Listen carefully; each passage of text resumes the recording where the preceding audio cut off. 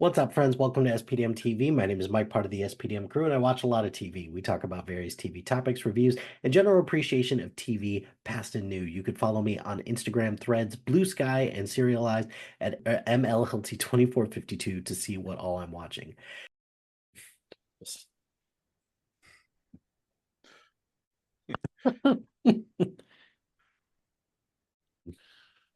But Go. Yeah.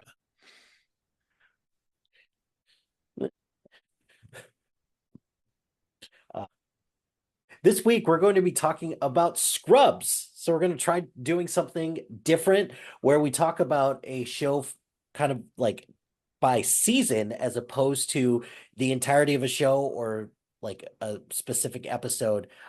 So joining me on this journey with Scrubs are fellow buster of Tim Larsen's balls, Aaron Lashbrook and Brian Larsen. Fellas, thanks for coming out tonight. Thanks for thanks for chilling. No, that's even worse. Thanks for jumping on to talk about Scrubs. How's it going? it's going good. I think you started your trivial when you host trivia. Thanks for coming out tonight, folks. Welcome to the bar. Well, I mean, I don't record on Tuesdays too terribly often now, but Wednesdays, yeah, like I think that's part of the reason why is because I do get into like a trivia mode where like, yeah, appreciate, looking forward to the night, everyone, and it's just super weird, but whatever. It is what it is. So, Aaron, Yeah. this is Thanks your for having. first. Well, I was just gonna Yeah. say thanks for having me and putting this together, and I think it's gonna, be interesting, and I hope it goes well. Aaron, this is your first time on SPDM TV specifically, because Brian's done what? You've done Smallville and we've done How I Met Your Mother, right? So looking forward to a three-man weave when it comes to Scrubs. And why don't we just start with this? Why don't we get some background as to how you first got into Scrubs in the first place? So, Aaron, how'd you get into Scrubs? Avid TV watcher. It was Mhm. had no idea. Like watched it from the beginning. Don't know. I mean, and Brian and I, we're together at the start, hanging out quite often when Mhm. this show came out. I don't remember exactly. Brian, where would we have been? Would I have been on 13th Street when this came out? 2001. Mhm. So Yeah. yeah, you would have been 13th Street, Yeah. and I wouldn't have been. Yeah, but you still would have been around a lot. But yeah, it's one of those shows. I'm not going to say that, I sat around and watched TV at that time a lot more than Brian did. He was like heavily into softball and stuff. I might have said somewhere in my memory, I may have watched the first episode and, got a hold of Brian and said, hey, this might be the next big thing. This is something we got to watch together. You're going to like these guys. But like I said, I just a TV watcher that it came on. I don't know if it had a lot of hype, if it had a big push, for the fall release. Mm. But it was something I watched right from the start and, immediately fell in love with. Brian, how about you? Yeah, pretty much just like Aaron said, we both are TV movie watchers, and we Mhm. talk about the shows when we would hang out and such, or do lines and quotes and things from movies and TV. So I do think Aaron had caught it first and got a hold of me and let me know, hey, make sure you check this out. You're gonna something right up your alley. I did not watch the show from the start. I was maybe about three or four seasons in before I started watching it consistently. And I caught this first on DVD when the box sets first started to come out because I had a friend who I got this for her because she wasn't feeling great one day. And she was like, why don't you stick around and watch some of these? I'm like, no, I'm good because I'm one of those people who if it seems too good to be true, then it probably is. And I've heard so many good things about Scrubs that I was like, there's no way that I could possibly think that this is this good. Plus, also, I'm not much of a medical procedural anything when it comes to shows. So I never really got into ER. I never got into Grey's Anatomy, anything like that. And there was something about that kind of made me a little bit nervous because how do you make comedy in a hospital? Because I wasn't like worried about like it being like insensitive because I didn't give a shit about, being sensitive or anything like that. But like how can you make certain situations like this funny? And it's at the very heart of its show, it's a workplace comedy, which that does present a lot of things where it's like, huh, I had never thought of it for that perspective for a doctor about how much some of the things about working in medicine actually really suck, but how there's also a lot of good that you could possibly do as well. And this show does very much steer into a lot of dramatic elements because I think by its very nature, you kind of have to at some Right. point. So I, it's funny because what coming back to like season one, boy, the show was really different in this first season. It feels a little bit more like toned down a little bit. And I think I do appreciate that a little bit because that was something in the later seasons that kind of grated on me. So That box set that you bought your friend, was it season one or it was was it, it was season one. It was one also where like the front like the front part looked like a clipboard as well. It's like, oh, this is cool from a packaging standpoint. So that also caught my attention as well. None of the other seasons were that cool. They were just standard box sets, but that one for the first season was actually pretty cool. So, do you guys like rewatch this show very often or like catch reruns very often, or is this something that, it's an annual occurrence where you do like a scrub binge? So, Brian, go ahead and start. What do you think? Well, for me, if I catch it on Comedy Central, I think still runs it. If I catch an episode, I won't change the channel, and which usually leads me to binge watching the whole series on Hulu. Hmm. I guess I would have watched this probably like start to finish at least 10 times, Hmm. if not more. And then there'll be times where like I'll just catch a clip or something on Reels and then turn that and I'll go find the episode that was on and watch it. So Hmm. yeah, it's very easily can take over for, a couple of weeks on streaming services when I don't have anything else to watch. How about you, Aaron? Yeah, I'm more of the latter where Brian was saying I'll see a clip, Turk dancing or whatever, and then, I'll go find that episode and rewatch it, and then maybe watch one or two on either side of it. But I haven't been one to sit down and rewatch the whole series since like Hulu first came out through the computer and it was Hmm. free Yes, and I it remember was those so days. crazy. And I was waiting. I felt like Chandler and Joey, like I had to keep watching because if I turned it off, it would go away by some accident. Hulu was free on my computer because there was nothing like that at the time where you could just Hmm. watch whatever you wanted. But yeah, episodes, if they're doing a marathon, I'll catch 3 or 4 in a row. But, you know, other than the original watch through when it aired, probably sitting down and rewatching it from start to finish, maybe once. So There, this was kind of a line of a couple of different shows that I would watch or I would binge pretty consistently, usually like around once a year. So between this, usually did that with Friends, usually did that with The Office. Like I usually skipped around with The Office a little bit more. I usually skip the first season and just call it a day. And then Parks and Rec, same thing.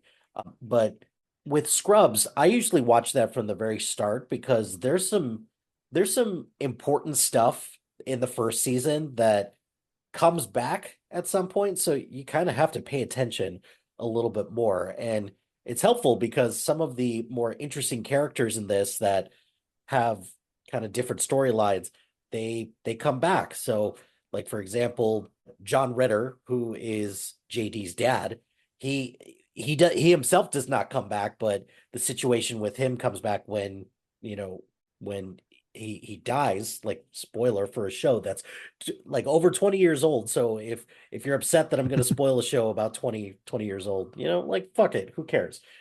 Or go watch the show. Like stop listening to this and start watching the show and get back to us. So to start our conversation about Scrubs, I figured we might as well just start with the pilot. And what do you remember about the pilot? Like I didn't ask you all to like go back and like rewatch the entire season. If you did, cool. Or if you caught just some of the highlights, even better. But what do either of you remember about the pilot that really like stood out to you? Aaron? Okay. For me, I did go back because I said thanks for putting this together. We had talked about this. How long ago was that? It's been a while. It's 3 been a months? couple months. It's been a couple months. Yeah. Right after we talked about it, I was like, oh, firing it up, on Peacock, and I watched, seasons 1 through, I think I got through about 4, like in a day and a half or 2 days, like hammering it out. So to the point where like I'm thinking back on it, and I've actually, I know I've run episodes together and stuff like that, just because I watched so much so fast. But as far as the pilot, just the thing that grabbed me was the interaction of the characters. Not necessarily that anything was super fleshed out, but I don't know, the genuineness I thought I felt from just some of the relationships. I loved, the janitor right away. That harassment, the conflict. Anything particularly else that stood out? Can't think of right now. So Brian, you go ahead, and I'll probably piggyback on some of the things that you say. Sure. The introduction of all the characters, obviously it's a pilot, so we're learning about everybody as they are being introduced. JD, who new doctor, very unsure of himself, thinks, well, hey, at first he's not, it sounds like he's confident and look, I'm, doing this conversation with myself in the mirror before and get there to the hospital. And then it's like, I realize I don't know anything. And it's like, yeah, that's in healthcare, there are times where you're just, you think you know what's going on and something new is always coming up. So I liked the fact that your star is somebody who is unsure of himself. It wasn't a stud, watch this guy, be who he is and lead the way. And Turk being his best friend, those two interacting, the Dr. Cox, Dr. Kelso, he thinks Dr. Kelso's the nicest guy and he's my safety net. And it's like, well, if he's the bad guy, who's the hero? And then, boom, Dr. Cox is there giving him shit. And they did a nice job with Elliot being here. She's ultra competitive. We're going to race, and they immediately establish in JD's mind is where we are for at some point during every episode. He's going to disappear into his mind and we're going to see whatever fantasy he goes through. So the pilot did a nice job of setting up how the story is going to be told every episode. And that's one thing that I really liked. And being somewhat of a daydreamer kind of person, just made a connection and, right away, this is a show I want to watch every week. Yeah. To go along with that, there's the introduction of the outer monologue that was going on. And the clips, that was something that was different. It wasn't until this last rewatch, and right away it hit me, and I had to look up when Family Guy came out, and I'm like, who got it from who? And Family Guy was first, so I'm like, this is kind of like a live action Family Guy, and they, I just wonder if in development, I'm sure they had the plans and everything, but I really liked the way that worked. And I wasn't a big Family Guy fan when it first came out. So I did not put the two together at all. And I still don't. I just see a little similarity there. And, I do like it. It keeps things interesting. It keeps it irreverent where, you see the real thing that's going on, but the fantasy is always better, even if it's worse, like scarier or more dramatic or, whatever. It does such a good job in 4 to 20 seconds of really honing in on what you're supposed to be feeling as a watcher, or at least what empathizing with JD, what he's feeling in the situation. And then like you get later on in the series where other people start to do it as well, and you get to see their take and their perspective. But that is something that upon rewatching the pilot, which I just rewatched it today. It's been a while since I've seen the pilot. And that was one thing that kind of stood out was, these clips and these moments where we get some introspectiveness from JD, where we get in his head. Boy, they go off the rails in the later seasons, and they're funny. I really enjoy them, but these ones, they're a little bit more toned down, and I really appreciated that. Couple other thoughts that kind of stood out. Aaron, I fully agree with you. Love the dynamic between him and the janitor from the very start. Just Neil Flynn, who is the janitor, is just great. He's probably one of my favorite characters in this entire series for As like far the as whole time as as far as well. character arc, I mean, he goes from being a fairly one-dimensional foil in the first season to, I mean, we learned so much about him and what he's into, and But kind his of name. nothing at the same time. Mhm. You know, Yeah. because you He's never always know when he's changing. completely lying. Exactly. I know So it's a later season, but maybe one of the greatest lines in this whole series is, "Why isn't your Lake Titicaca filled with boobies and poop?" I mean, yeah. it's so sorry. I Little know it's not this season, but we can look but forward to that. yeah, we could just look forward to that. It's all good.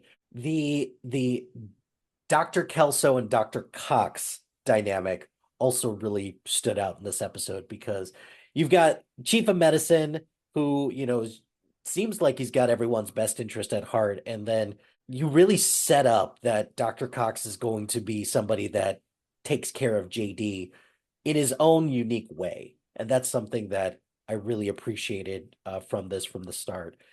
And then the last two things, the music in Scrubs has always been a standout to me. Whether it's, NBC just, taking from the Universal catalog or whatever. But I've always liked the music from this. Even the theme song, I I really like. I always thought that it was good. And I guess the last thing is I can't remember how long it's been since I've seen the pilot, but I completely forgot that the hospital looks completely different Right. in the first episode. Yeah. Like where are we? What hospital is this? Because in the next season or in the next episode, it's like, oh, like the walls look really nice. Just it's like been transformed. And yeah, I understand that for a pilot, you just take what you can get and it's not always going to be shot in the same exact way. But that to me was also very stark. And then I said one more I said one more thing, but I do have one other thing. Watching this on Peacock, the episodes are in full screen, not widescreen. Right. There it's I sometimes forget that, shows this old, oh yeah, we're not in high definition Yeah, territory consistently. 4x3, baby. And that just bummed me out a little bit because I'm like, oh, this show is old and this show is old enough to drink right now. So great, great. That's fun. Any other thoughts about the pilot or anything else that anybody wanted to mention before we kind of just hit on, some of the characters and just some of the story beats for this season that really stood out? We didn't really talk about JD and Turk at all. Just those two, you start out and he's kind of, the medicals geeks, the surgeons are studs and but he really needs his friend. And then it's the situation where he's, did you sign the lease? Did you sign the lease? And they're like, yeah, I did. I got the keys from you. So it shows Turk having his back at all times, even though they are completely different people. And, that friendship it comes across on the screen very well. Yeah, they're a good blend. And I don't know if you want to get all metaphysical, but Yeah, yin and let's yang. do it. Yeah, let's do it. Yin and yang. You've got the emotional sensey. You've got the Brian already mentioned the dichotomy of the medical nerds and the cutters being the cool guys. But even though they have different philosophies, or I wouldn't even say different philosophies, different mannerisms throughout the universe, through how they express themselves. They have very similar core values. Mhm. So it's kind of like you can get to the same place from different directions. You can get to the find your things you have in common rather than your differences, because they have tons of differences too.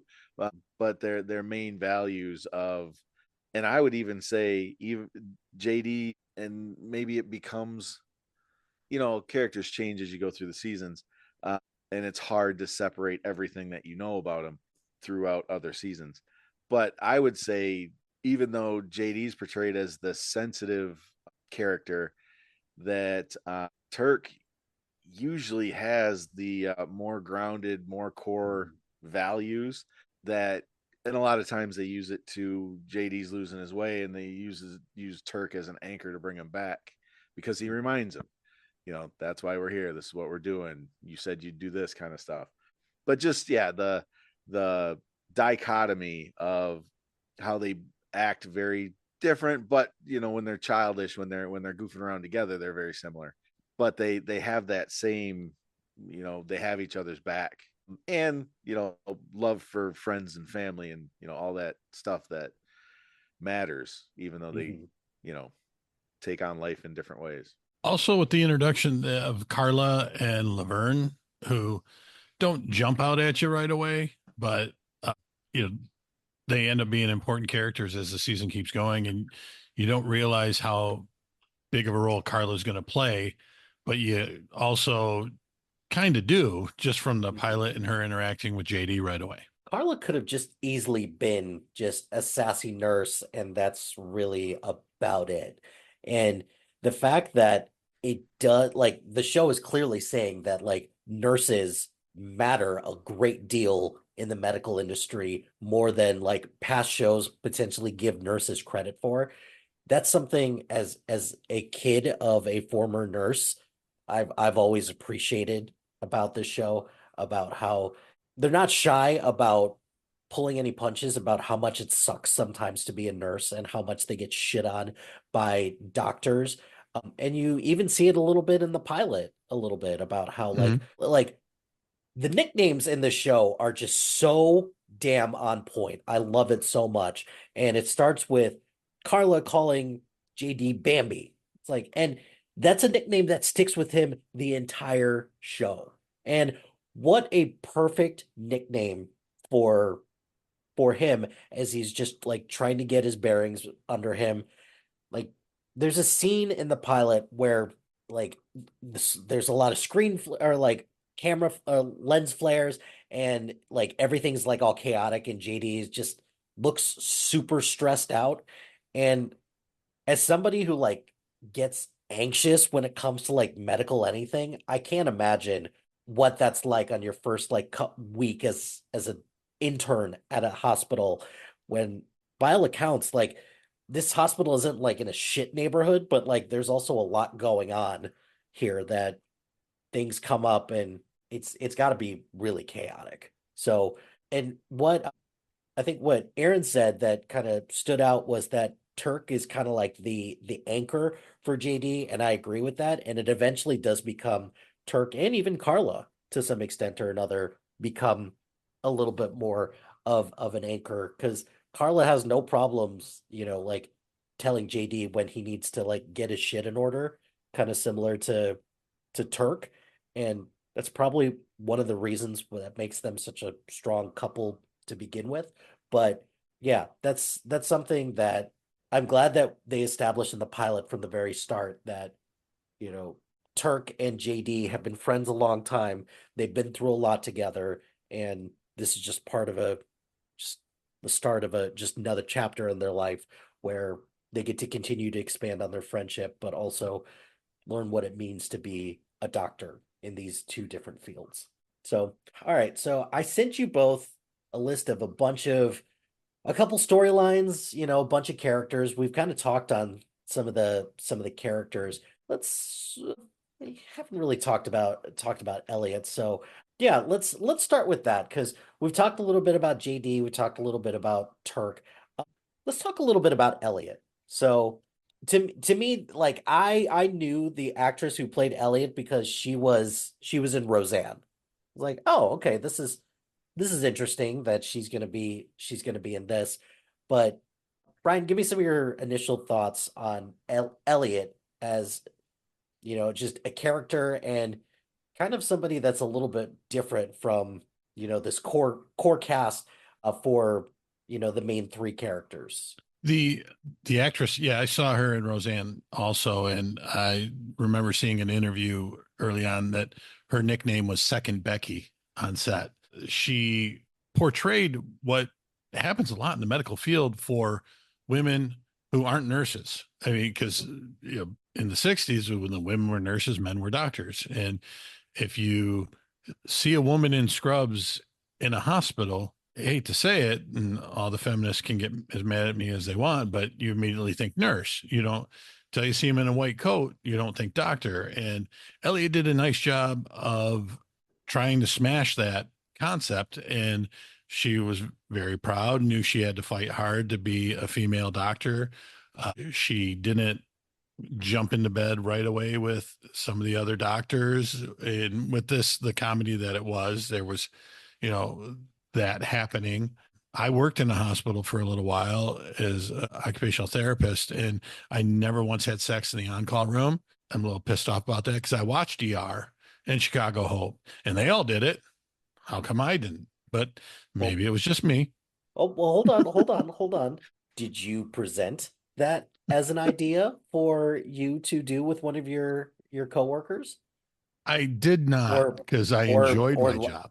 or love interest, just coming in for a quick visit and then or not so quick visit, I don't know. So, but I, never I didn't not throw the idea out there. I didn't see like, hey, did you watch ER last night when George Clooney and we could do no. I didn't pursue it.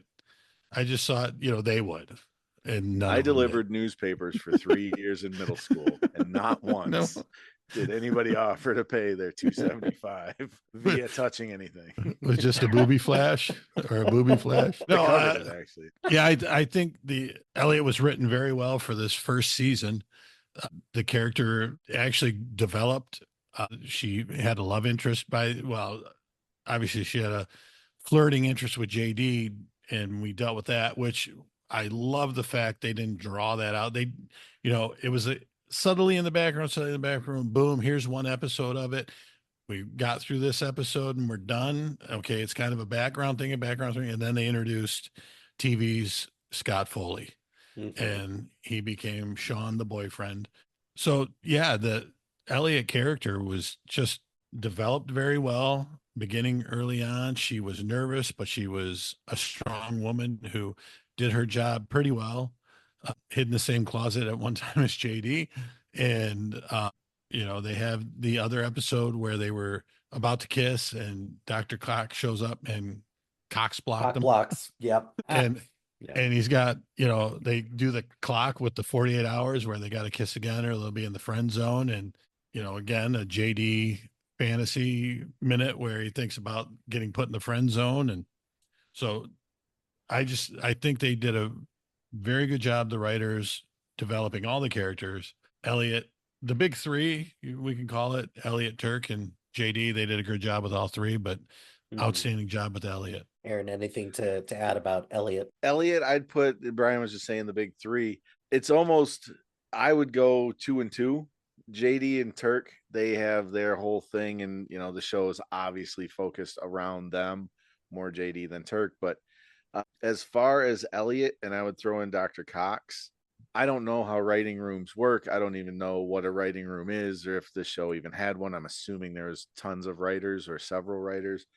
Those two characters, from episode to episode, from season to season, it felt like what I would, in my mind, in my JD, fantasy, there's a room full of smoke and people writing, but there's 3 or 4 or 2 people that are in a different area and they're writing for Cox, and there's 3 or 4 or 2 people in an area writing specifically for Elliot, because their characters, it seemed like they were made for the part and the part was made for them. And the way they acted, not just acting, but Cox is over the top and dramatic and loves his long rants, but that was him. And you can't separate that from the actor. And the same with Elliot, the neurotic behaviors and how they went with what she was saying, the acting and the person and the words for those two characters, I think bar none. The words that were coming out of their mouths and the way they were acting was perfect. I couldn't Mhm. see another person playing either of those characters. No, I agree with you on that. Yeah. I definitely agree with you on that. And at first, I think I kind of felt that about Elliot, but as the show progresses, I think I felt that a lot more with Dr. Cox in general because Dr. like Dr. Cox kind of has a tough spot that he's in this case because he is somebody who he's been around the block. He knows how to give people some very sound advice, even if it is not delivered in the most bedside mannery way.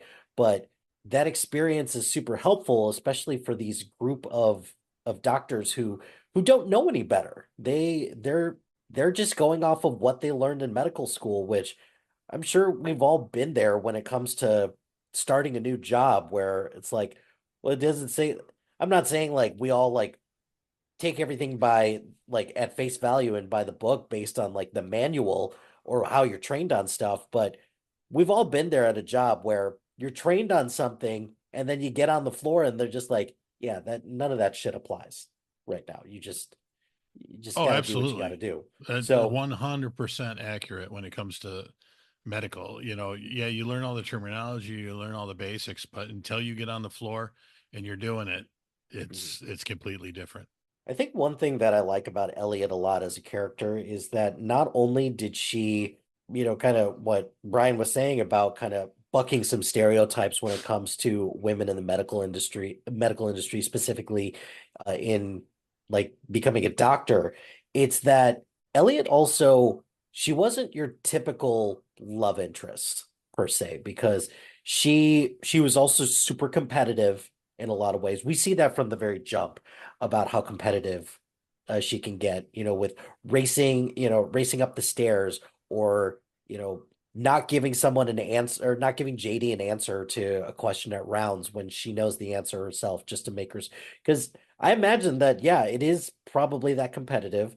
Not everyone's going to be an asshole about it, but I'm sure it is competitive to Mhm. some extent or another. And that kind of has been something that remains pretty consistent throughout her character arc is that she is a very competitive individual.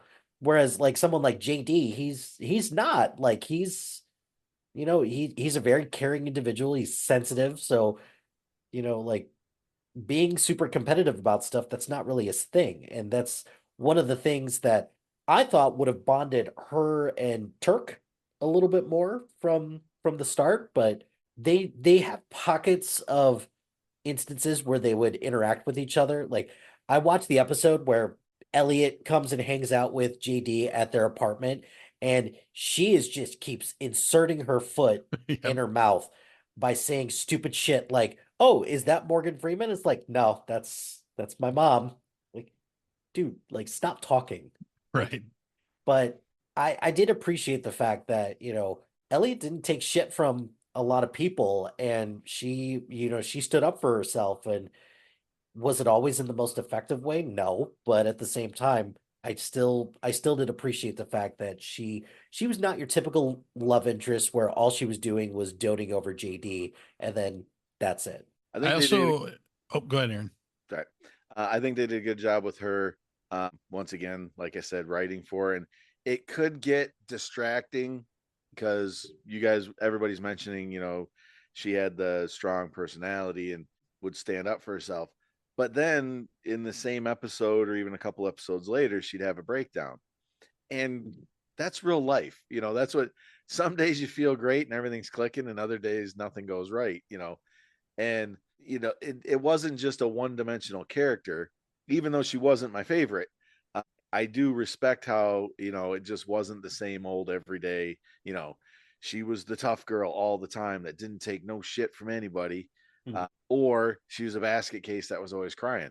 She was both, and Yeah, sometimes shit in between. you're right. And I didn't go with that part when I was talking about her. It seemed like when it came to decisions and the nurses seemed like things like that, she had that strong personality. But then whenever Kelso called her sweetheart, for instance, and she, Mhm. oh, or Dr. Cox got in her head, that's when the crying moments happened. But I mean, there was even the instance where the nurses were giving her a hard time and she tried to drag Kelso into it. And she's like, is there a special way to get a chart from the nurses? And he was like, do not drag me into your battle with those people. They will kill you. So yeah, there was times where she, like you said, you identify in real life. You can be strong in a moment, and then there's other moments where you're, on the verge of tears, just stressed out. Yeah, absolutely. So we've touched on a lot of the other characters. I think one character that we haven't touched on yet is we're going into some not lesser characters, but characters who aren't in as much of the season. And this is our first introduction to Jordan, which we find out that she's like a trustee for the hospital or something like that. Like She's I on the never under board. oh, She's on the I board.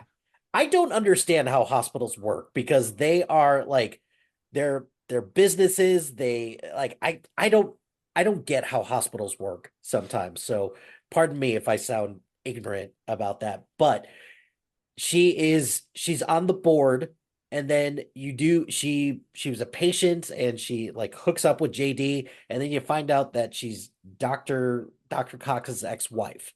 So give me some thoughts on what you first or how you felt about Jordan as a character so far. Aaron, go ahead. Loved her from the start. Was a big fan, and Brian's a savant. When you go with like producers and directors and This comic is book recording, artists, right? yeah, Okay. you being able I to want that clip. remember lots of names, I will make sure to cut that. I'll make sure to cut that from the final I product. didn't It's all call him good. an idiot savant. I just called him a savant. But he's really good at remembering actors' names and stuff. Point of my story is I knew her from coming out of the Drew Carey show. Yep.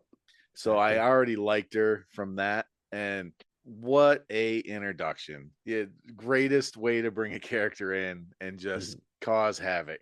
I loved it. Loved every minute of it. I loved her character. As far as who she was and where she came from, chef's kiss. How they twisted, turning JD from this amazing thing that happened, oh my God, this terrible thing just happened, and it was perfect. So, Brian, what did you think of her introduction or her as a character?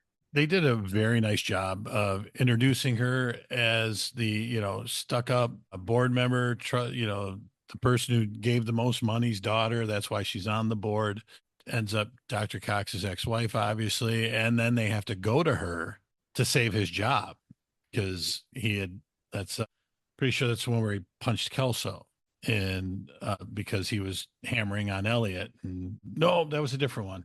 Different season. No, he did something and he got himself in trouble and they were gonna job was in jeopardy. So JD, after sleeping with her, goes back to he's like, hey, I need a favor. And by the way, never mention that we had sex to Dr. Cox because it will destroy me. So no, Jordan's character, just introduction, very good episode. They continue to use her well, and she stuck around for so many seasons, probably because the guy who created it, Bill Lawrence, that's his wife in real life.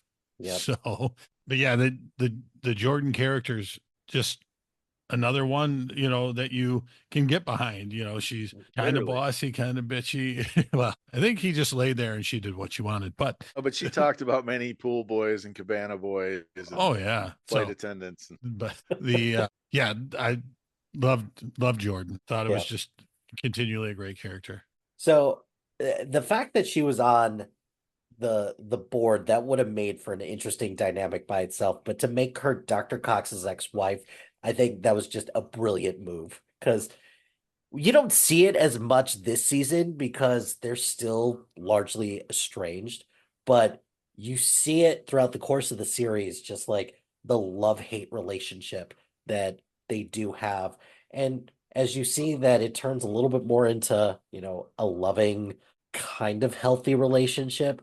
This season, though, they hate each other, and that made for that made for just some amazing moments between Dr. Cox and Jordan. A couple of the characters to hit on the Todd. What a ridiculous, just every sitcom needs to have, the guy like, hey, and Mhm. the Todd just started off as just, another surgeon, and then throughout the course of the show, he just gets like progressively worse. But this season, he's pretty toned down as, just somebody who's just a scalpel jock. That's it. And they did, I would say that they made him not dumb, but the idea of he's just a cutter. And, Mhm. he's got Doc tattooed on his arm and never has sleeves on and high fiving and keeps coming up with a different term for a high five. It was, they stereotyped surgeons, and Todd was the perfect example.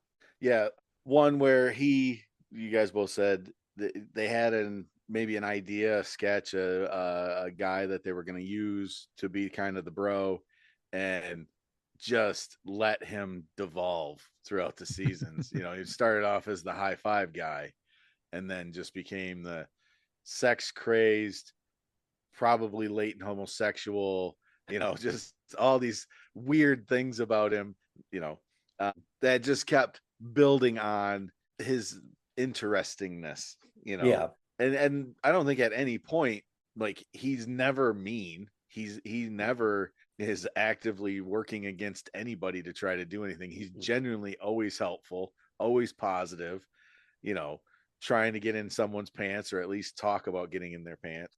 But, just an all around good, goofy guy, and apparently an amazing surgeon. That was Right. actually just the thing that I was going to bring up, is that is the point that comes around so much with the Todd, is that I sometimes keep forgetting that you're actually a very talented surgeon. And that is something that I've always appreciated about this show, is that it doesn't lose sight of the fact that all of these doctors and nurses, they're all amazing at their job as well. Sure, they make mistakes, but who doesn't make mistakes on the job? And even for a character like Doug, for example, like Doug was a character that you just knew from the start, like, this guy's not gonna make it. But they eventually find a role for him that's actually pretty perfect for him. And I always appreciated that about how they don't lose sight of the fact that all of these characters, for all of their nuance and all of their batshit craziness that they have going on, they're all really good at their jobs as well. Eventually. Eventually, well, like, yeah, because this first season, like, they all have their moments to shine, and then they have their mistakes, and that's true throughout the course of the entire series. Some mistakes are way bigger than others, and just shit happens. But But I Doug guess like still loses bodies and stuff. I mean, he's still not great Yeah. with it. oh yeah, But yeah. at least he's not doing any more But he damage. doesn't get there this season because he's Right, got yeah. another. Yeah. Somebody we didn't talk about at all yet is, and don't, not to take over, but Ted Buckland, the lawyer, He Sam. he I was mean, he was the next guy that I was gonna bring up, but yeah, Brian, you brought it up, so oh, what? you Like, I'm very curious to hear what you have to say about this, because you bring it up, and I'm wondering, like, do you like Ted as a character, or are you just like, fuck this guy? Like, what's happening? Ted was the greatest sad sack there's been in a sitcom. Just over and over again, the things that happened to him, getting kicked around by Dr. Kelso. Just, they didn't, they showed him to be basically a peon, which was the name of the band he Yeah, formed. yeah. It's the Worthless Peons. But they do such a good job with him, and the development they continue to do with seasons to come is great. The first season, he's not as important as he is down the road, but it's still the introduction, the when JD gets stabbed accidentally with a needle, and they think he might get hepatitis B, and Ted's got to try and get him to sign paperwork, and finally Kelso just steps in and it's like, get out of here, pushing him around the whole time. No, I think the Ted Buckland character was just great. And, a guy who's a grown man staying at home with his mom in the same bed. So creepy, strange, and funny all in one. Yeah, Brian nailed it with the term sad sack. That's the perfect, stereotypical sack to put him in. Out of any of the sacks would be the sad sack. Great. Though later on, they do find great ways to use them. I'm not sure if any of the acapella stuff comes up in the first season. Does his acapella band, if they're used, but Yeah, just the Worthless Peons are in the first season. okay. Just the different ways they find to use him. I love it. He's got some of the greatest reaction shots slash, one liners that most of them aren't even one line. They're just a word or two. Like I said, not knowing exactly which seasons they're from, but when he gets a ride from Kelso in the convertible and he's got the bozo hair, won't go down.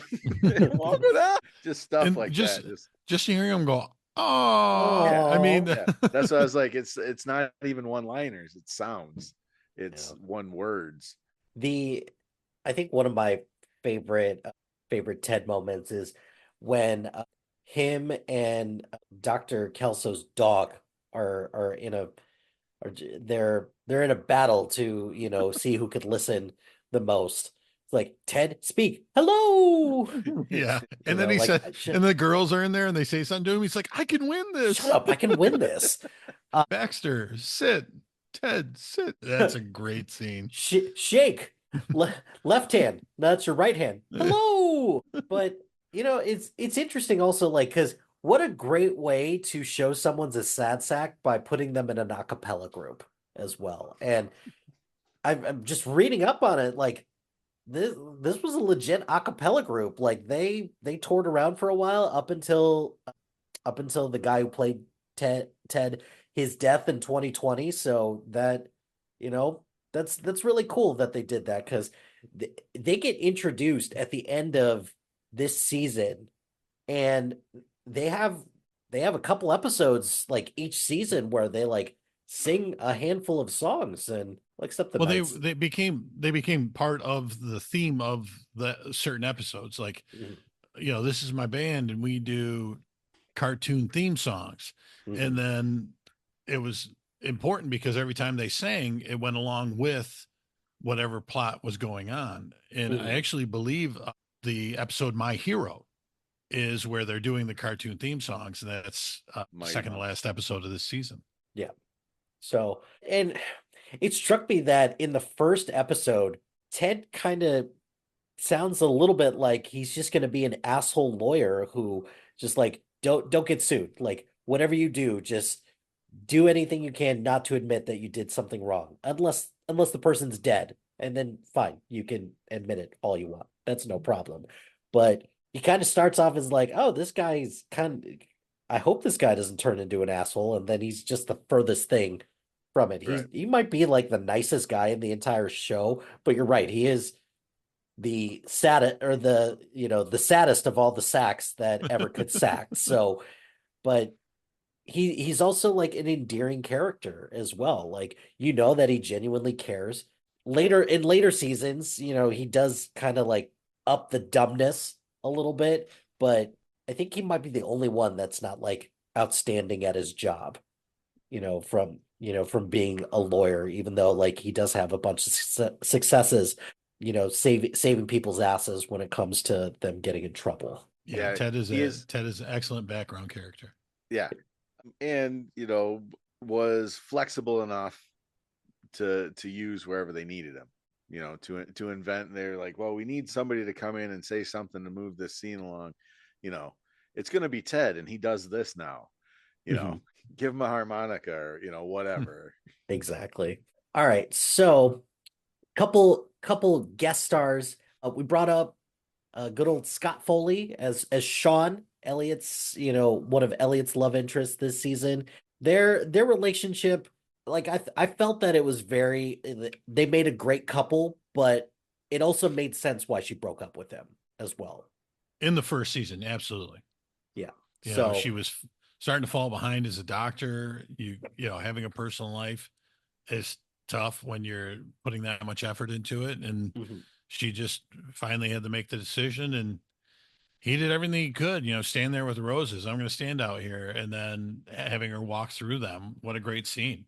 mhm. The roses are all on the ground and he's not there. And she walks through them and continues trying to be the best doctor she could be. And then the only other guess, or I guess let's talk about John Ritter in this, is that it's interesting because you would think that for someone like JD who's clamoring for like an not an idol, but like somebody to mentor him, that it's very interesting that they picked John Ritter as a character who, kind of doesn't have his shit together and doesn't doesn't give JD like what he needs from like a father perspective.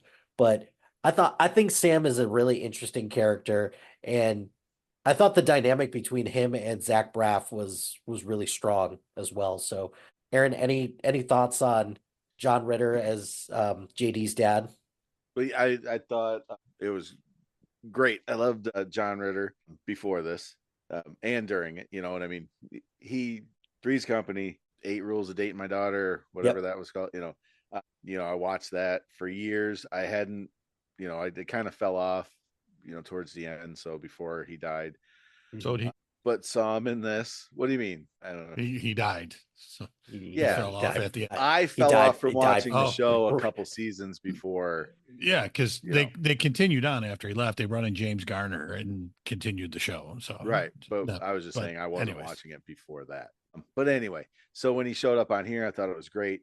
I liked the idea that I thought he did a good job of conveying a father that was there the best he could, but he wasn't, hard to say, he wasn't the right dad for that kid, kind Oh of. yeah, yeah. JD needed something else. He needed, a go-getter, hard ass alpha male, whatever. And his dad wasn't that. His dad was a good dad that provided and, did the best he could with what he had and how much effort he wanted to put in to his role in society, money making, stature. He didn't care about that.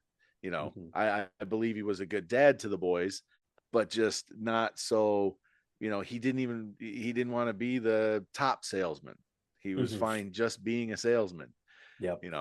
so I thought he played it perfect. I thought it Mhm. was really well. And what could have happened, how did it change, any, I don't know if they had any long-term trajectories for any characters, but how that would have changed if they could have used him more.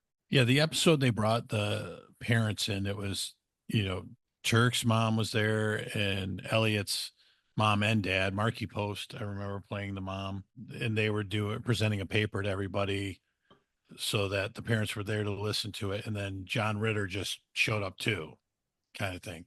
And he wasn't proud of his dad. He didn't feel his dad brought anything important to the table for him. He didn't push him. And he was looking for the father figure that was Dr. Cox. He wanted, by then, obviously they worked out the Kelso Cox thing.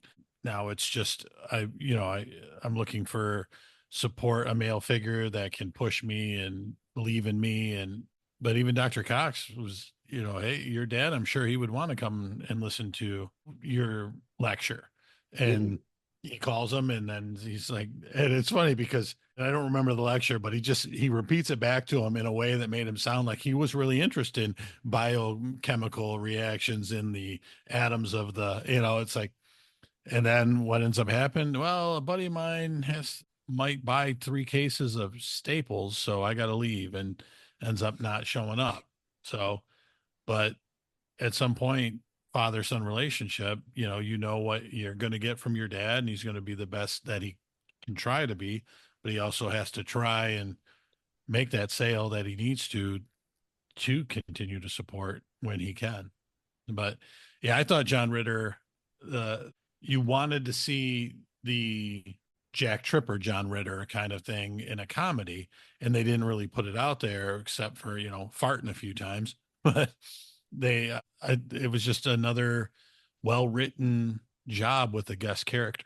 That episode that you talked about with all the parents, I did want to give a shout out to Arlie Emery, who is the janitor's father.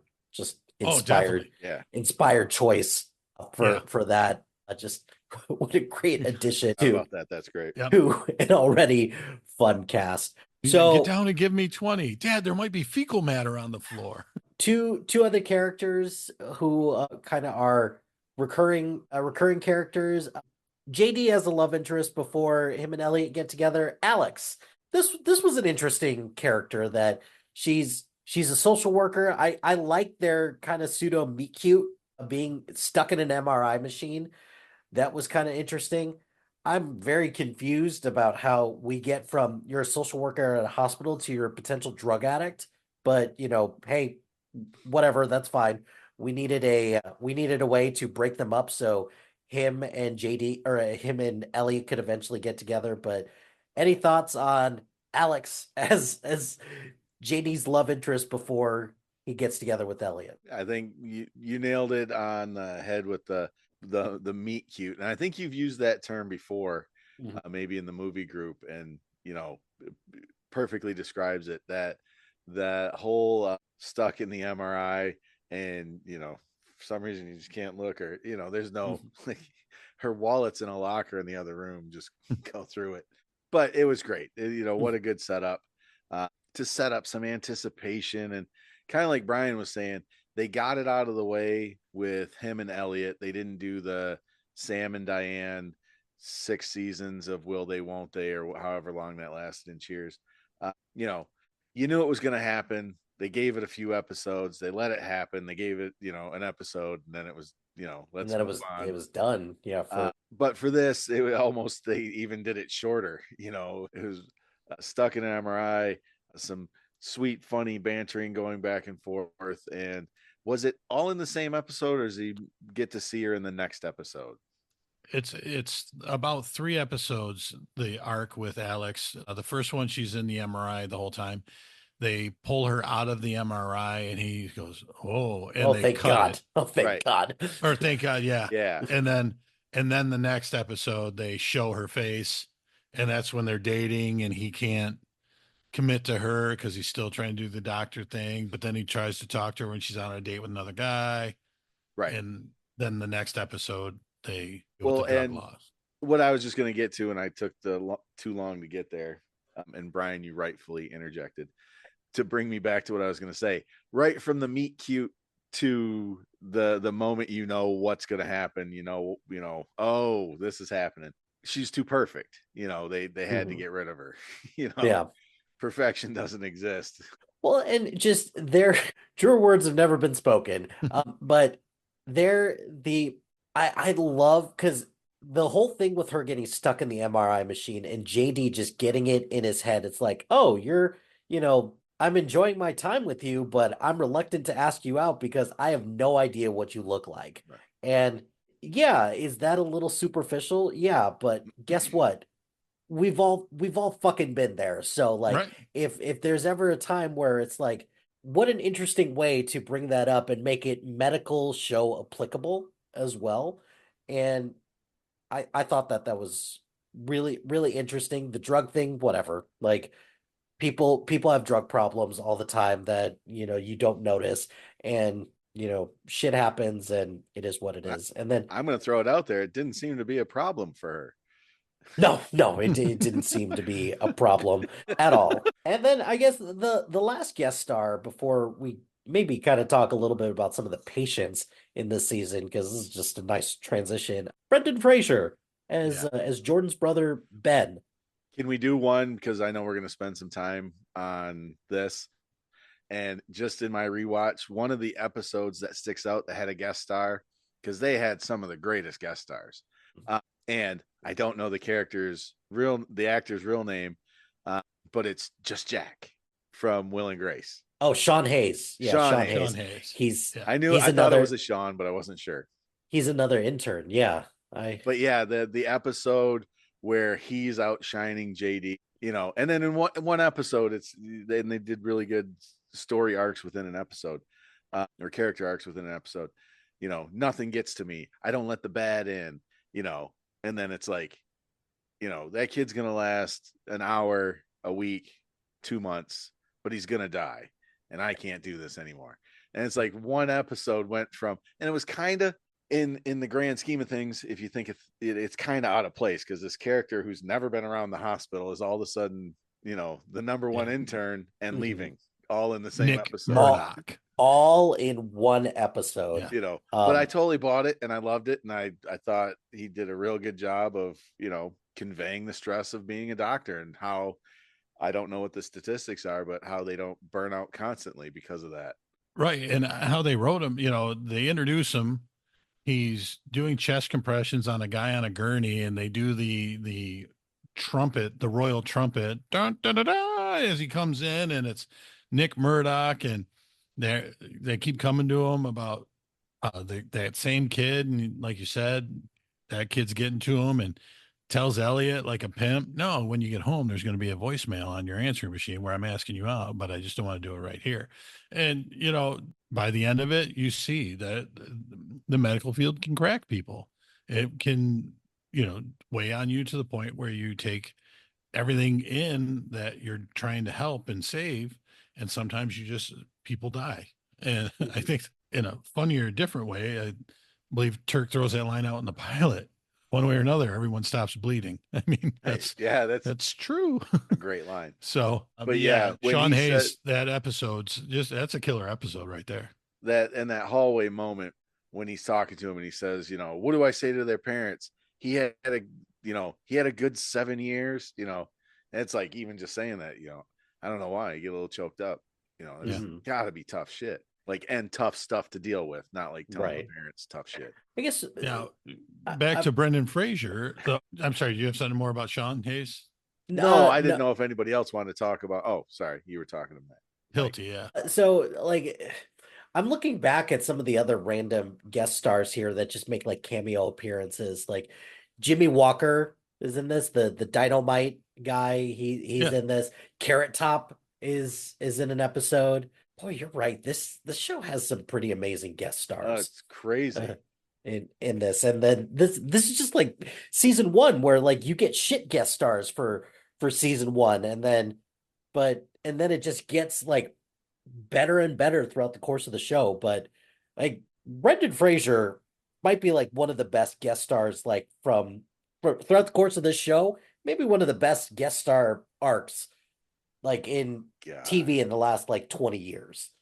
Well, you know, the part about Brendan Fraser is the 2 episodes that he's involved with, they don't even stack up to the future episodes when he comes back.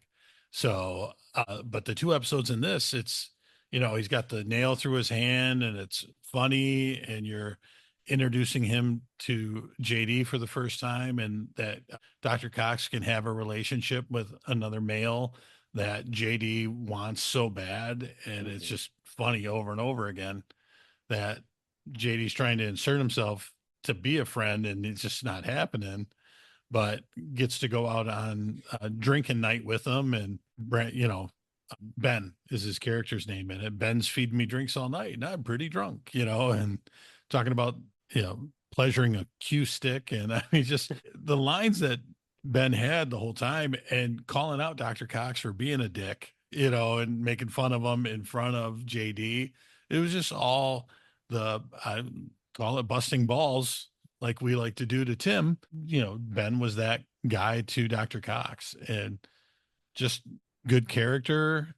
The episode where we learn that he does have leukemia and what the treatment say he's got to go through, and the idea of, you like the guy, so rerun the tests, and the things that the doctors go through trying to diagnose and come up with a way to help people. It was just all encapsulated in 2 episodes because of Brendan Fraser.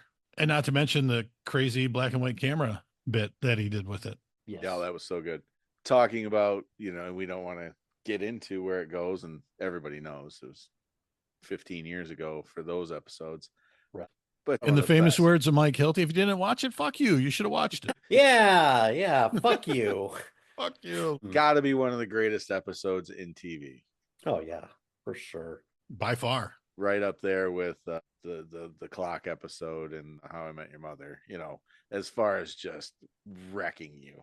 Yeah. Well, even like these episodes, you go into this assuming that you're just going to get a good story about somebody that Dr. Cox is close with, and just something like this could have easily been JD is jealous of this guy, and that could have been it. And he could have just popped up throughout the course of the series, kind of like how JD's brother just pops up like in future seasons.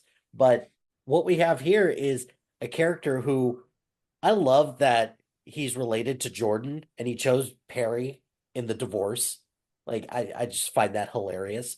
But also to have the stones to give him like a life-threatening disease, because that's that's life sometimes. You get, Yep. some people are just dealt shit hands and you just got to do what you got to do with them.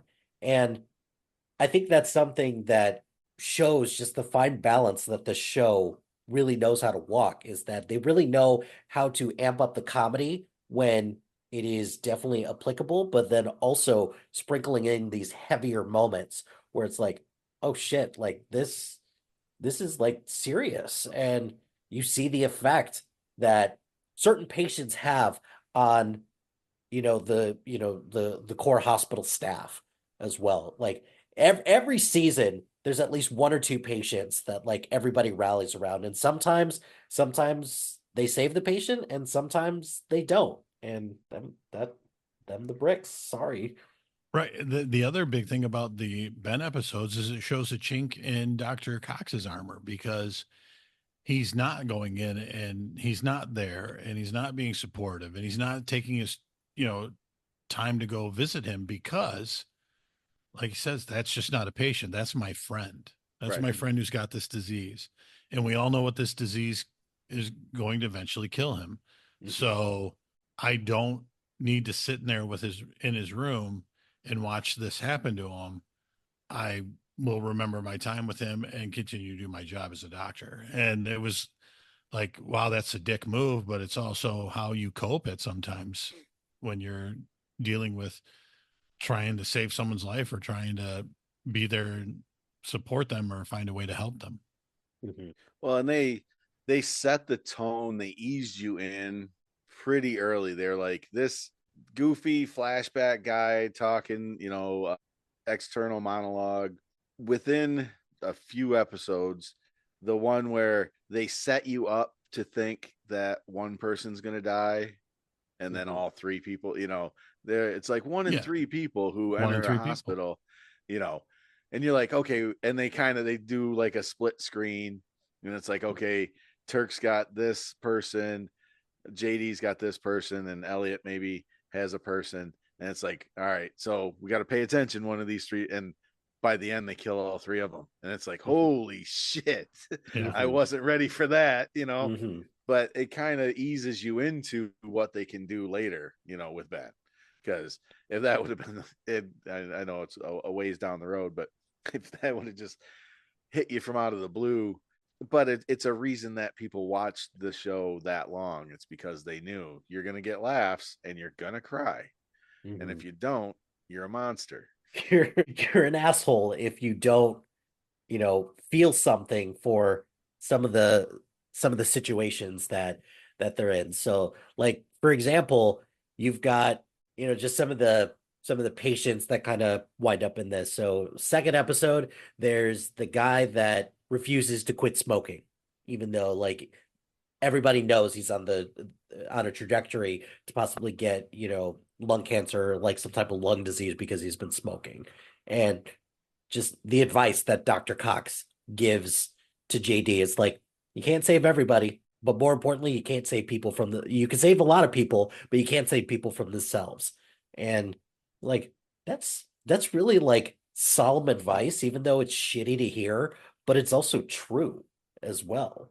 And then in the fourth episode, there is Mrs. Tanner, who she's like, I want to die. Like, I'm done. Like, what can we do to make this happen?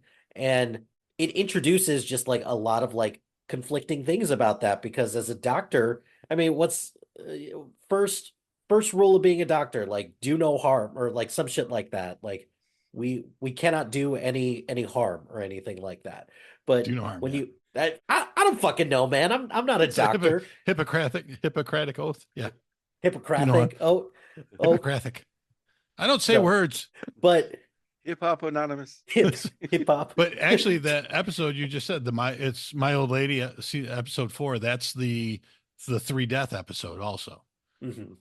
Turk has got the kid that he does the surgery on, and the kid dies. The old lady who doesn't speak English dies, and then the old lady dies. And the moment from that episode that I take from is where Turk's talking to the dad, and the dad just says to him, "My kid was lucky to have you, who sat there with him as Mhm. you're not only a surgeon, but you talk to him about the catch with Dwight Clark, Joe Montana, and I mean, just everything involved that they did with those people. And that was because Elliot and Carla didn't have a good relationship to start, because she was stuck up Connecticut, Greenwich girl. And this episode, they taught her to respect the nurses more, because she was dealing with somebody who didn't speak English, and Carla had to help her translate. What was the surgery that Turk was doing on the kid?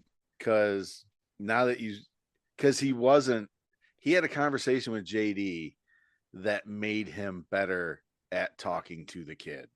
Because I'm pretty sure it's that episode where, and maybe I'm wrong, No, JD's he starts to realize that his JD's bedside talking manner, you know. JD's talking to him about the cool old lady that he met. Because when you were talking about she wanted to die, I totally forgot that. But he doesn't know it yet. He's talking about, oh my God, this lady and this and that. And Turk's like, why do you learn their names or whatever? And I want to say he's like doing a arthroscopic lapendectomy on the kid. And it's probably not a appendicitis or whatever. But he's like, I've gotten really close to him, so I just call him arthroscopic now, or whatever. Like he doesn't even know the kid's name. Right. So, but later on, he does like take JD's advice and get to know him, and that it makes it even better. Yeah, that completely. I mean, he's like, so what's the patient's name? Well, that's appendectomy, and I'm going to take his, appendix out. Oh, he must feel really comforted for you as his doctor, and that's when, he makes the strides to get to know somebody better. Speaking of appendectomy, JD becomes a patient this season when he's got an appendectomy, and Elliot and Turk have to treat him, and he kind of like flips out a little bit. He's like, I don't know how I feel about this. Yeah, Turk doing the dance is one of the greatest things. I'm gonna cut you open, cut you open. I can imagine that doctors make the worst patients, just like, like just trying to like backseat doctor the whole time, and just, like, nope, I got it. I can diagnose myself. Or you could just be like JD in the situation where he's just like overthinking everything, and just like, I know too much. Like it's the same reason why at like my old church, I wouldn't ask any of the teenagers to babysit, because I'm like, no, I know too much. Sorry. Absolutely not. None of you are good enough to babysit my daughter. I'm sorry. Just no. Yeah, the idea when you grow up with somebody and you know everything or most everything they did that was the screw up part of their life, and then you want them to do their serious part. It's like, I don't care. I remember the fact that you had a water balloon fight with my girlfriend and there were no water balloons. I mean, those are the things you remember. So you don't want them to cut you open and actually be responsible for your life. Let's see. There's the Christmas Eve episode with the pregnant lady who, that was an interesting episode where talks a little bit, it gets a little philosophical when it comes to like a doctor's faith in humanity. And that's something that gets kind of brought up from time to time. It's like everybody in here is a liar, and this is horseshit. But I thought that episode was pretty interesting, and, obviously parallel to, all the nativity shit that that Christmas is about, I guess. But any thoughts on that particular episode? I think it was a pretty classic. At the time, you were talking about, when I watched it, you probably watched it on Peacock. It's still got the 4:3 format. It's still airing once a week. Maybe I think we definitely had TiVos by then, but you're barely getting into that. So most people are watching an episode a week, and if you miss it, you miss it. It's gone. kind of the traditional shoehorned in Christmas episode. You know, we do all this silly stuff, and but it is ratings time or whatever, and we're gonna throw in our version of a pretty traditional Christmas episode. Brian? I think the big thing from that episode that I took away is they let you know early on that Turk had faith and believed in a higher power.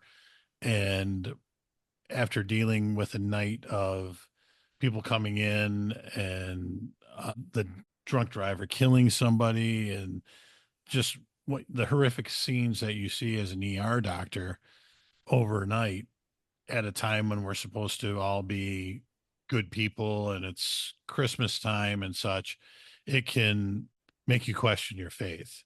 Mhm. And the fact that he was up on a roof in looking at the stars and trying to, like, I mean, Carla tried sleeping with him and he tore into her and he's like, this is important to me. This is my faith and this is all I have.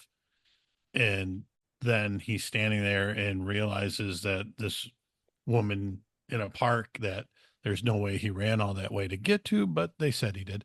And he saves this person and has the baby, she has the baby and he's there for it. And they ask him how you knew. And he said, I don't know. I just knew. So it shows a renewal in faith, which I'm not very religious, but I did enjoy the episode and appreciate those people who do have faith and can have the ability to believe in that. So then when it gets done, in typical Scrubs fashion, hey, we're going to do in JD's mind, it's the birth of Christ in the nativity scene with live people. So it was a well done episode, well written.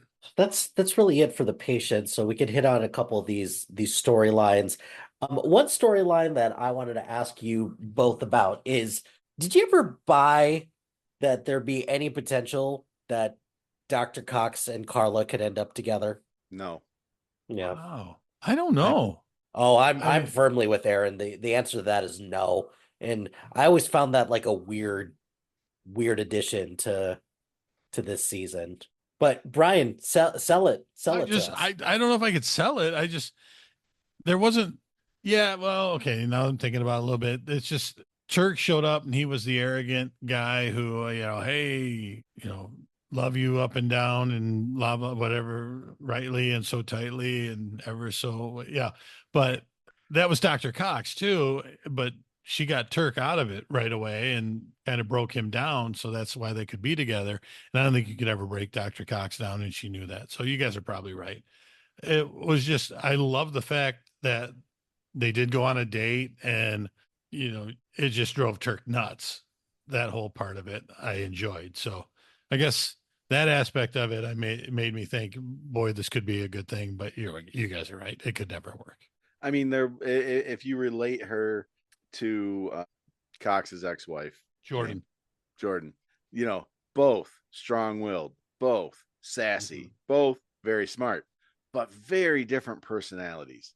And I don't know if Carla's character was written that way because, and we've seen it, the I'm not just a nurse thing.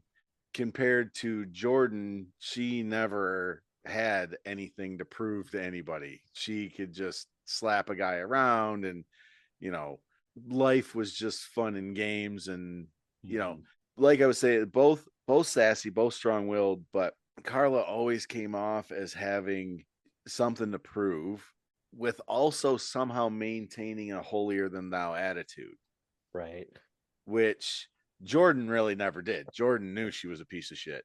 And Jordan knew the man she loved was a piece of shit. And,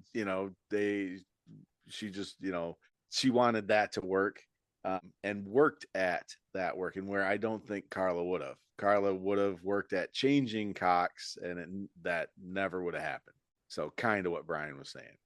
Right. There is, we got an episode where, JD saves, JD and Turk save a cameraman, and Dr. Kelso tries to take advantage of this by using Turk's race. as, ways to, try to get more people into the hospital. I thought that was a interesting way to do that, even though it was a bit on the nose, especially for the early 2000s. But that's also an episode where JD or Dr. Cox tells JD to do his own evaluation, and you don't really understand why because you just think Dr. Kelso is just being lazy, and then he lets him have it when he refuses, be like, because you need to recognize what you need to improve at.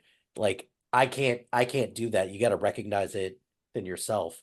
I like this episode a lot actually because there's a lot happening with this, and it's got one of my favorite clips is when JD looks like a pro wrestler and it looks like he's cutting a promo, just talking shit like that.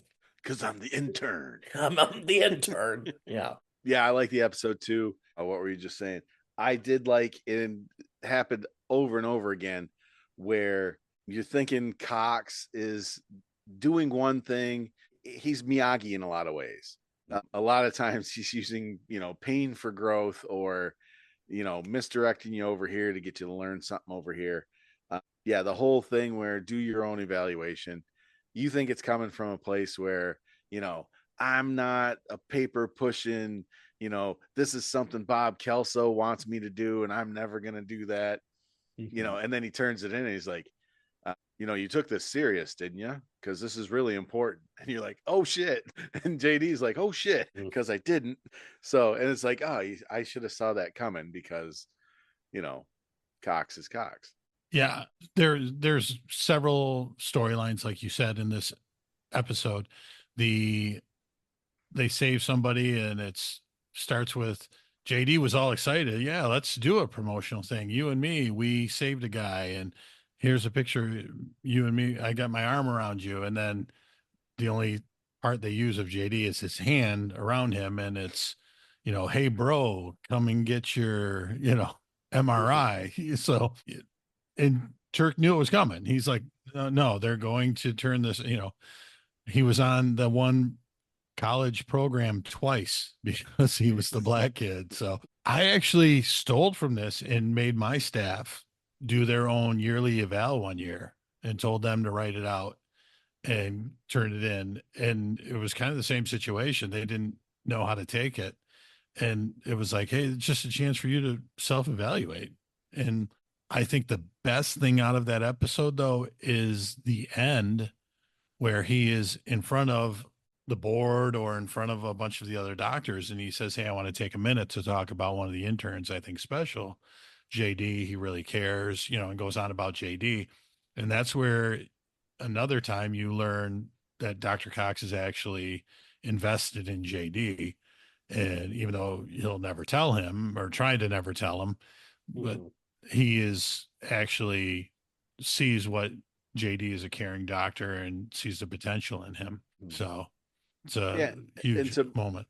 To Brian's point, and kind of what I was getting at, like the misdirection, the Miyagi type stuff, and a lot of times it is pain and anguish that he's trying to get you out of your own head or whatever. But both with JD and Elliot, he does the same thing.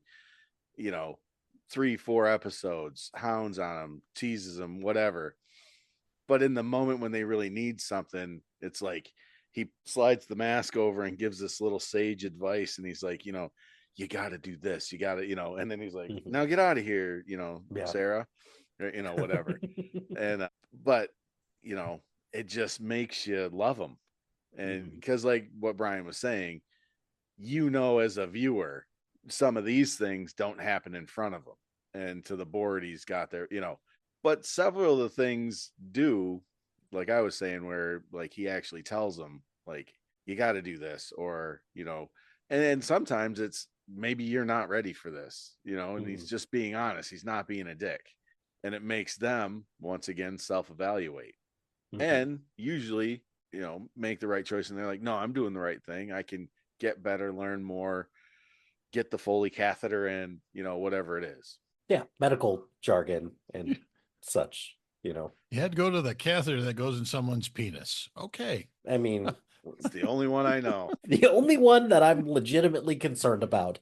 We have an episode where JD gets stuck with a blood, or gets stuck with a needle that contains contaminated blood, and then he starts to get afraid of being sick, which I'm sure every doctor gets to that point at some point in their career where they're like, I've seen too much, and you just know how bad things can get. I thought that was an interesting take, and that's kind of one of the things that I like about the show is that they kind of give some insight. Like, look, do I know how medically accurate this show is? No, because I'm sure that like every medical show out there, it takes liberties on just some of the weird shit that they talk about. But I still like that it does have some commentary out there about what it means to be in the medical industry and the the risks, but also just the effects that it has on people, no matter how long they've been in the industry as well.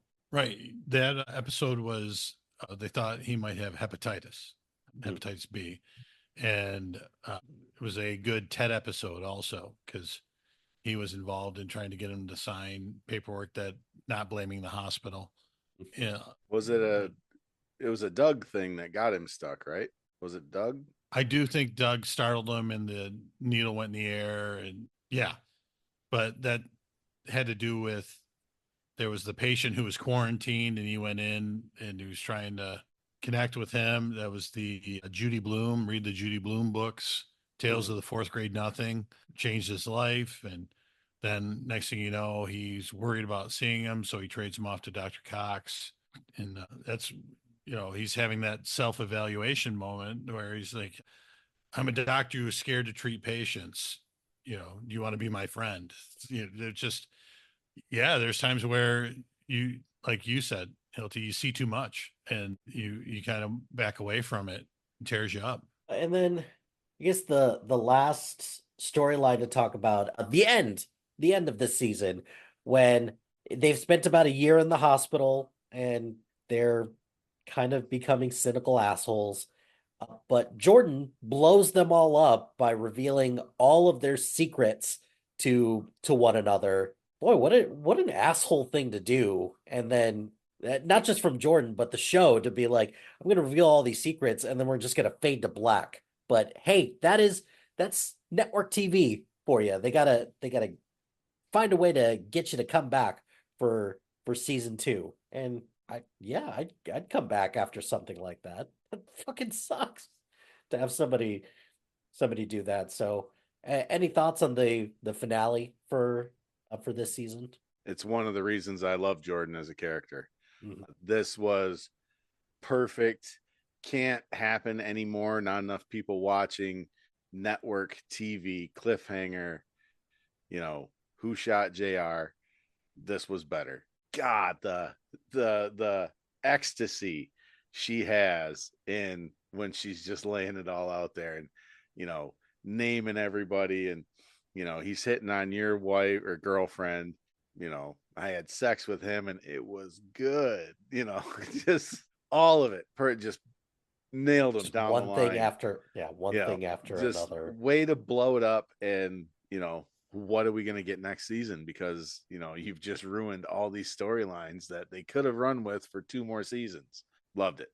Yeah, this is my favorite episode of the season. Okay. And mostly because of that scene, it starts because Dr. Cox kind of gets in her head and she shows up and they have a booty call and he says to her, you're predictable. Why do you think there's already 2 poured drinks when I got home? Because I know you're going to be here. And, some Candles are lit. you want to Yep. do something, shake it up. And she finished it after she tells everybody everything. And I slept with JD. And then she looks at him and says, how's that for shaking things up? And walks away. And, you know, they whittle down. Turk leaves, Carla leaves, Elliot leaves, and it's just Cox and JD.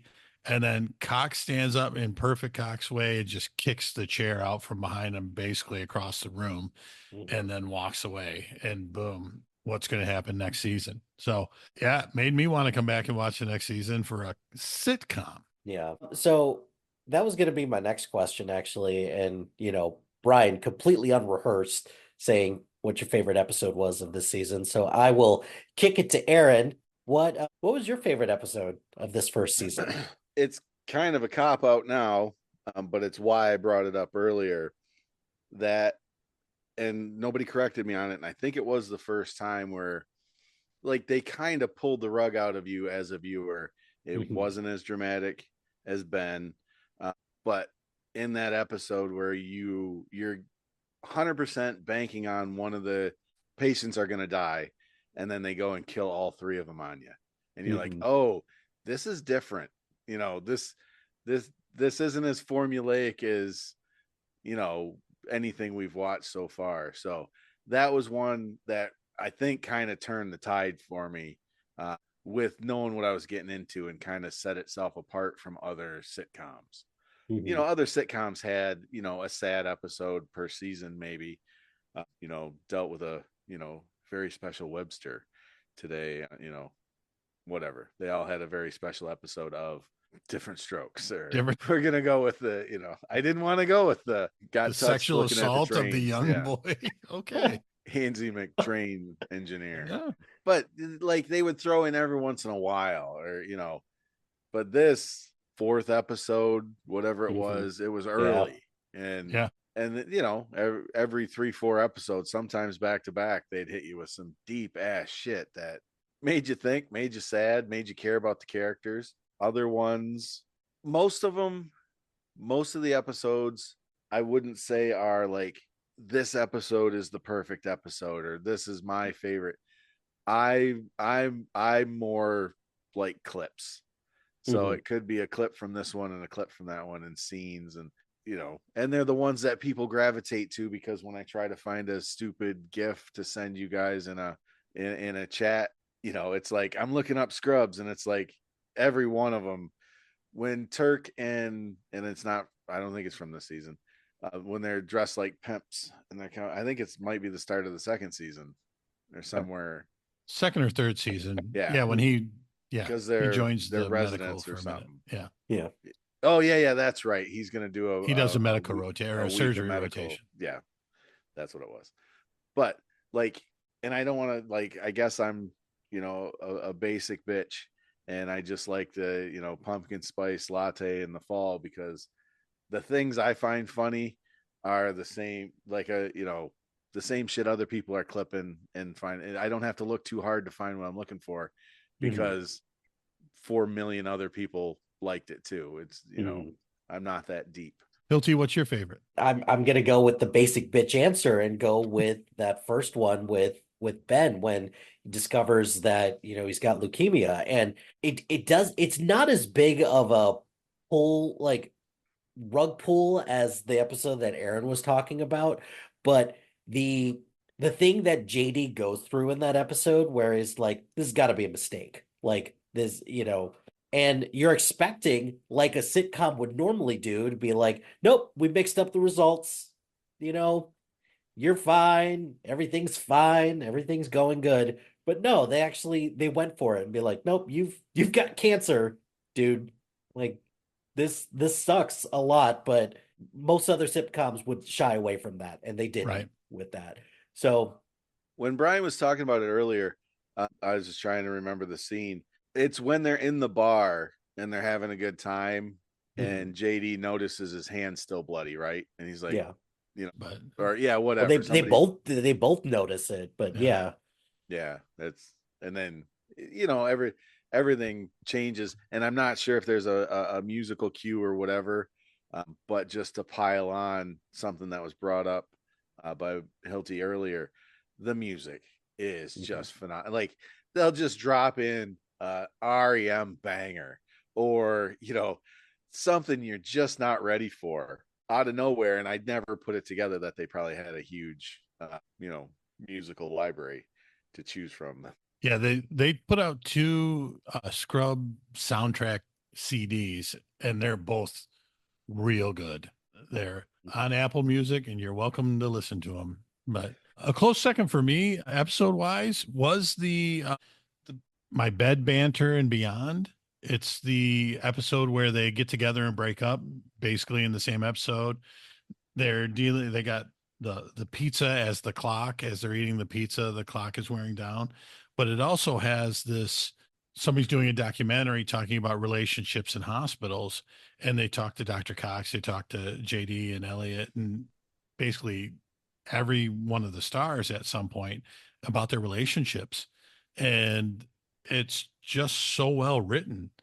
And by the time like the day is done in weeks, it's like less than a week, they're broke up. And they did a good job of not dragging out. And we said this earlier, they didn't drag out the relationship thing. They gave it its just due and moved on from it. And it was a little bit in the background sticking point, but they dealt quickly with it. And it wasn't something that caused an issue in the show. Like they've always said, the thing that killed Moonlighting was, Bruce Willis and Sybil Shepherd got together. And so it was, I think the writers handled that well too in that episode. The only issue I have with that episode is the amount of pizza and sex they have. You don't eat like that much pizza, like, and maybe it's because I'm 50, but I mean, even in my 30s, it's like I'm pretty full. So I think also to Aaron's point, one thing that I will point out, if we're looking at clips and if we're looking at parts of the episode that made me chuckle, there's two in particular that I like, as always stood out for me this season. Is that one, the concept of having a stuffed dog is fucking ridiculous to me, but it's hilarious because they just have Rowdy just sneak up on people. And I just, anytime that is a gag that I just loved throughout the course of the whole season, or the whole series for that matter. And then one other one is that there was one in the episode called My Two Dads. There was a moment where Dr. Cox and Dr. Kelso are fighting like Obi-Wan and Darth Vader. And just to me, that's one that I always look back on and be like, these aren't just like stupid, ridiculous things that like just come, like these can actually be like pop culture referencey things and things like that. And I was like, that's really cool. And just from that point forward, I was like, how much more inventive can these things get? And we just barely scratched the surface this season, but those were some of my favorite moments. Because Aaron, I think you're totally right that like not every episode is a winner through and through, but yeah, there's definitely clips and moments where like, yeah, that this would elevate the episode, but also the clip just stands on its own. Right. And in every episode there's something outstanding. Mm-hmm. Whether it's, a scene or the best one liner that you've ever heard, and it just happens to be not like the best episode, but like my wife and I are big fans of NCIS, and I've watched that many, many times through because it's on regular TV and you can just put it on, clean the house, do the dishes, cook dinner, and just leave it on the whole time. But in that, there are long stretches of storylines that we just skip. If it's on, the whatever Oprah's network or whatever, that the OWN network, or Ion.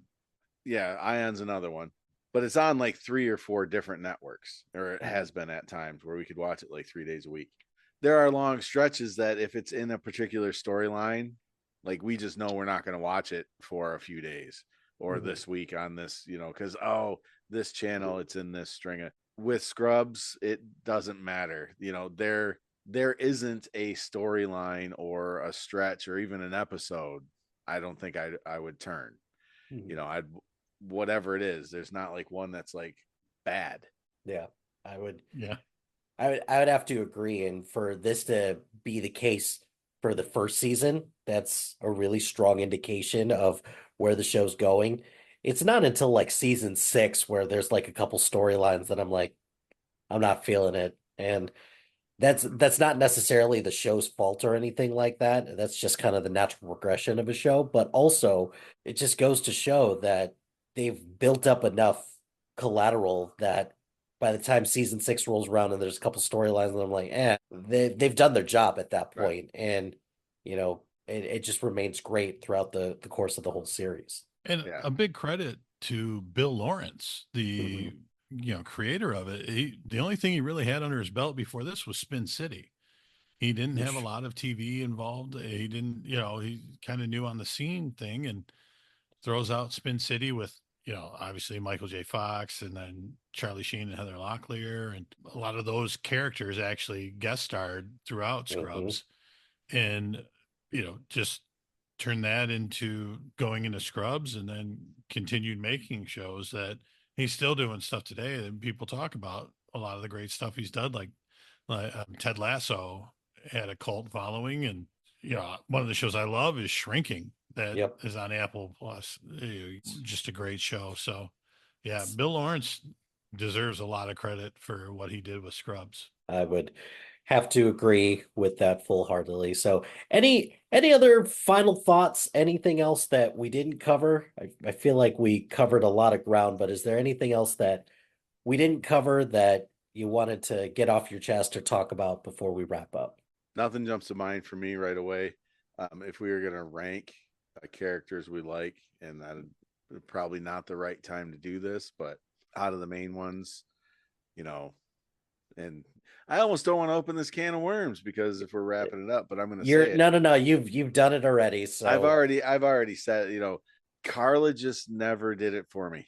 I some of her decisions, and good character, and I think she played the character the way she was supposed to, but she just, out of all the other characters, just looking at a list, she is my least liked character. And there isn't a single reason why. I don't think she's not evil, she's not mean, she's, just never got some of her decisions, and like I said, just she always had a kind of a chip on her shoulder, and maybe it needed that a downer kind of character, and I don't know, but that would be the only thing that we didn't really touch on. But I'm sure if this continues, we'll have many more opportunities to dissect individual characters and thoughts and stuff. But yeah. If we're talking about character hot takes or anything like that, is they're trying to think, because there's a couple that I possibly have. Is that my favorite character in this season is Dr. Cox, and this kind of been pervasive throughout the whole series, is that as you get to know Perry as a character, you realize that like he's an asshole, but he does have a strong heart, and he really does care a lot. And that's something that I always admired about him. And also, there's these pockets of moments where like he's an amazing doctor, but like you see it kind of just how much he cares and how that translates throughout the rest of the series. So Dr. Cox is by far my favorite character in this season, and consistently throughout the show. But kind of how you feel sometimes, or kind of how you feel about Carla, I kind of feel that way sometimes about JD. Like to me, sometimes JD can just be too much with the getting in his head, being overly sensitive about stuff. Maybe that's what makes him such a great main character, though, and a great narrator in that way, because he's second guessing himself a lot. And like he really is amazing at his job, but there were some times that JD as a character just loses me a little bit. And this season is the season that he's the most toned down as well. It just gets like later seasons, it gets to be a bit much for me. that's totally understandable. Brian, I, any character I, hot takes that you want to? I guess I would go a little different route than you guys. An underrated character from it, I guess, would be to me Laverne Roberts.